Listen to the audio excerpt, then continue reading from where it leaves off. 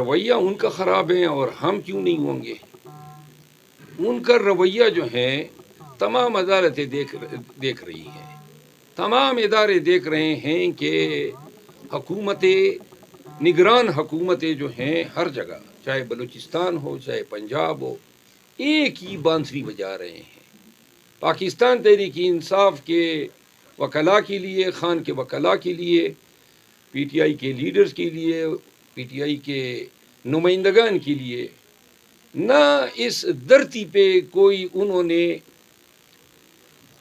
عزت جو ہے ان کے لیے محفوظ رکھی ہے۔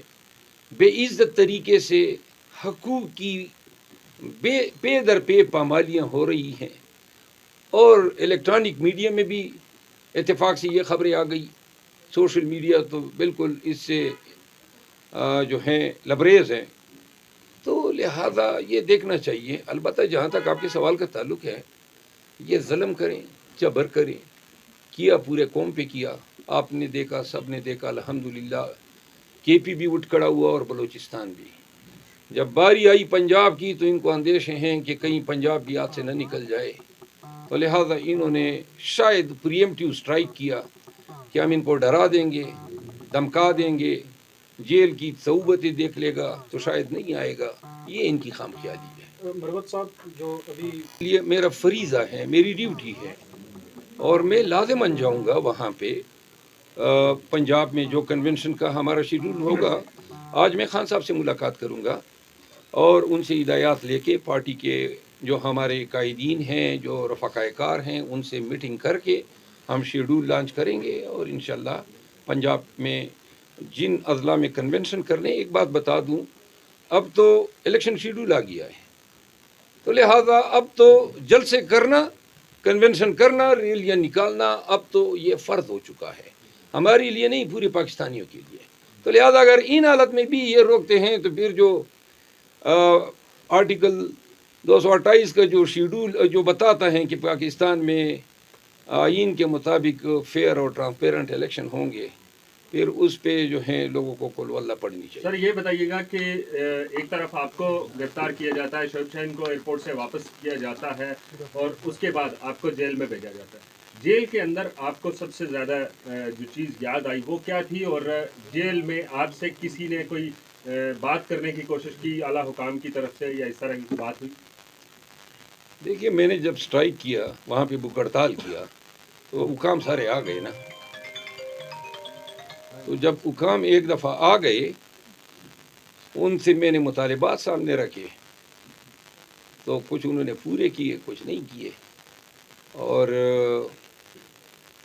باقی باہر کی صورتحال کا مجھے کوئی علم نہیں تھا۔ البتہ کسی اور ایسے فرد نے یا قوت نے مجھ سے کوئی ملاقات نہیں کی۔ یاد کس کی آئی؟ بتائیے گا یاد مجھے کافی کی آئی تھی، کافی نہیں تھی، میں نے بڑا مس کیا، ایسپریسو ڈبل شاٹ۔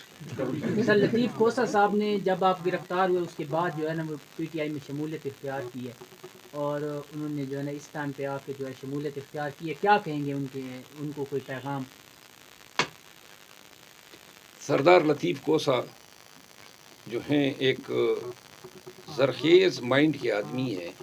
پوری زندگی انہوں نے ذوالفقار علی بھٹو مرحوم کی پارٹی سے اپنی سیاسی زندگی کا آغاز کیا۔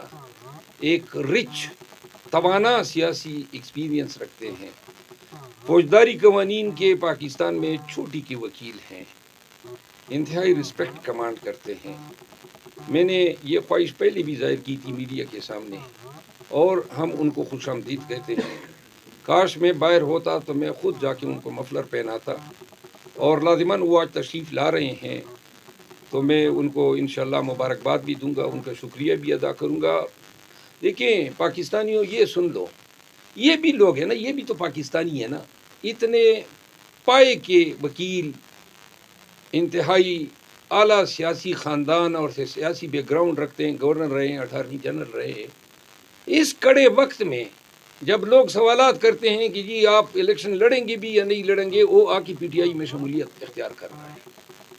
ایسے لوگوں کو داد دینی چاہیے، ان کی جرت کو جو ہے سلام کیا جانا چاہیے، اور لوگوں ان سے اخذ کر لو، کہ لوگ جو قانون، منطق، دلیل اور سیاست کو سمجھتے ہیں وہ یہ دیکھ رہے ہیں کہ موجودہ پاکستان تحریک انصاف کا ہے. 8 فروری کو الیکشن ہوتے ہیں تو بکسے جو ہیں وہ لبریز ہوں گے پی ٹی آئی کے ووٹوں سے، اور انشاءاللہ جتنے بھی، اور یہ دنیا ہے جری لوگوں کی، دلیر لوگوں کی.